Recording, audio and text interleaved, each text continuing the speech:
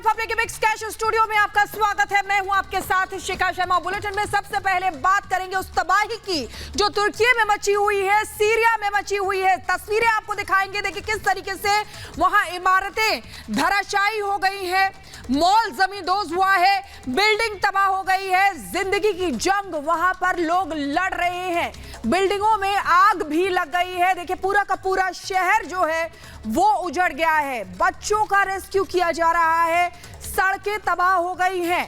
ये उस चंद सेकंड के बाद हुआ जब वहां पर भूकंप आया, यानी कि मौत का ऐसा तांडव देखने को मिला है। तस्वीरें उसी की तस्दीक कर रही हैं। देखिए किस तरीके से जिंदगी वहां पर लड़ रही है, जद्दोजहद कर रही है।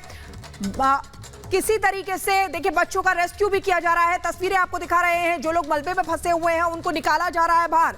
5000 से ज्यादा लोग अपनी जान गंवा चुके हैं।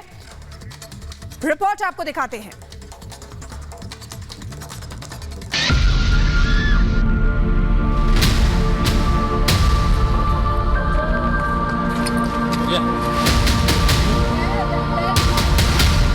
तुर्की और सीरिया में चीख पुकार।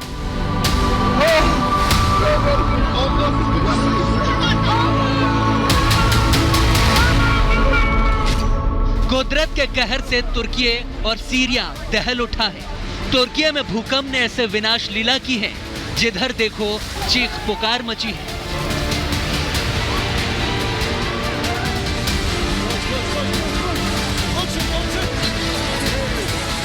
विश्व स्वास्थ्य संगठन ने बताया कि तुर्की और सीरिया में भूकंप से करीब 2.25 करोड़ लोग प्रभावित हो सकते हैं। 5000 से ज्यादा लोगों की मौत। तुर्की और सीरिया में विनाशकारी भूकंप से दोनों देशों में मृतकों की संख्या बढ़कर अब 5000 के भी पार चली गई है और यह आंकड़ा और भी बढ़ने की आशंका है। 15,000 से ज्यादा लोग घायल।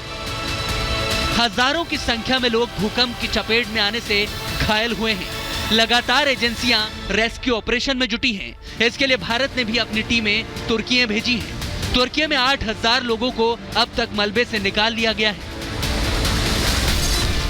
7000 से ज्यादा इमारतें धराशायी।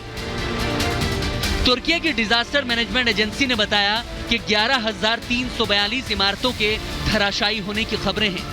भूकंप से धराशायी होती इन बिल्डिंग की तस्वीरों को आप भी देखिए। अचानक धरती हिलती है और फिर सब चकनाचूर हो जाता है। भूकंप के 300 आफ्टर शॉक। तुर्की की ओर से जानकारी दी गई है कि 7.7 और 7.6 तीव्रता के भूकंप आने के बाद से अब तक भूकंप के तुर्की में करीब 300 से ज्यादा झटके आ चुके हैं। इन तस्वीरों को देखिए कैसे हर तरफ तबाही का मंजर है।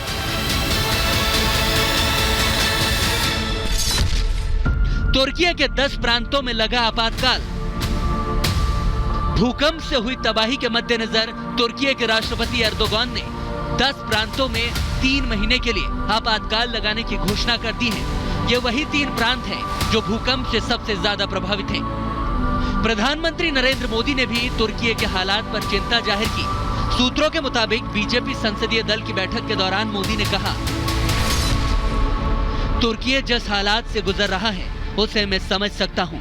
2001 में भुज में जब भूकंप आया था तब मैं मुख्यमंत्री था। मुझे पता है कि रेस्क्यू ऑपरेशन में क्या क्या दिक्कतें आती हैं। मुसीबत में भारत ने की मदद। तुर्की का कहना है कि राहत और बचाव कार्यों के लिए दुनिया भर के 3000 कर्मचारी तुर्की आए हैं। भारत ने भी तुर्की में विनाशकारी भूकंप से प्रभावित लोगों के लिए मदद भेजी है। इंडियन एयरफोर्स का C-17 विमान 2 NDRF टीमों, डॉक्टरों और राहत सामग्री के साथ वहां पहुंच चुका है, जिसके लिए भारत में तुर्की के राजदूत फिराद सुनेल ने धन्यवाद दिया है। उन्होंने कहा कि भारत के लिए उनके पास एक शब्द है और वो है दोस्त। ये जानते हुए कि तुर्की पाकिस्तान का सिंपैथाइजर होता है कई बार, और जब वो संकट में आया तो प्रधानमंत्री जी जिस तरह से वो बात बता रहे थे वो भावुक थे। उन्होंने कच्छ के भूकंप को याद किया कि हमने कच्छ के भूकंप को विभीषिका को सामने से देखी है। तो ऐसे में तुरंत तुर्की के लिए सबसे पहले सहायता के लिए निकलना, क्योंकि भारत के पास स्पेशलिस्ट हैं भूकंप के समय में काम करने वाले लोग। तो ये प्रधानमंत्री जी का जो परिचय है मानवता का, वो चेहरा जो आज हमने देखा, हमको उनका साथी होने में बहुत गर्व हुआ। तुर्की में हुई मौतों पर शोक व्यक्त करने के लिए दिल्ली में तुर्की दूतावास पर तुर्की का झंडा आधा झुकाया गया।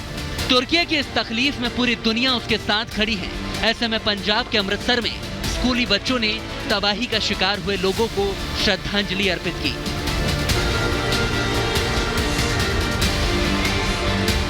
हजारों लोगों की भूकंप के बाद जान चली गई, शहर के शहर बर्बाद हो गए, लेकिन रेस्क्यू ऑपरेशन में भी मौसम अब अड़ंगा लगा रहा है। यूएन की ओर से कहा गया है कि बर्फबारी और बारिश की वजह से भूकंप से प्रभावित दोनों ही देशों में बचाव कार्य प्रभावित हो रहा है। इमरजेंसी सर्विसेज की टीमों को रेस्क्यू में काफी दिक्कतें हो रही हैं। यानी भूकंप से दहले दोनों देश अब मौसम की भी मार झेल रहे हैं।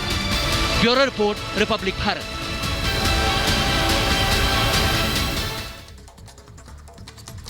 तुर्की में जिस तरीके से भयावह तस्वीरें सामने आई हैं, उसी बीच एक और भीषण तस्वीर सामने आई। आपको बता दें कि किस तरीके से बड़े पोर्ट में आग लग गई और वहां पर रखे कंटेनर धू धू कर जलने लगे। रिपोर्ट आपको दिखाते हैं।